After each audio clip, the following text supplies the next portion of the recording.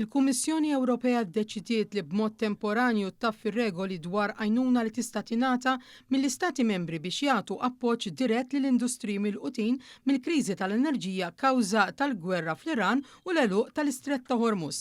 F'komunikat uffiċjali ngħid li l-Unjoni Ewropea qed tieħu dan il-pass straordinarju biex tindirizza żieda qawwija fl-ispejjeż hekk kif il-konflitt fil-Lvant Nofsani qed ikompli jimpatta is-swieq globali.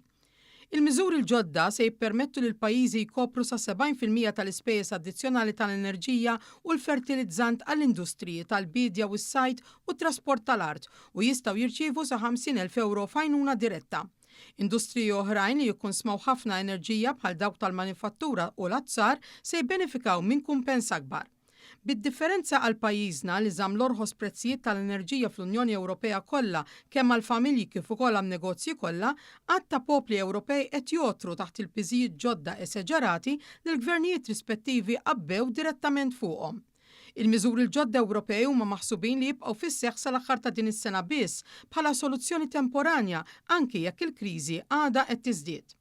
Il-President tal-Kummissjoni Ewropea Ursula von der Leyen qalet li l-gwerra bejn l-Istati Uniti u Iżrael kontra l-Iran qed tiswa lill-Unjoni Ewropea mal-500 miljun euro kuljum.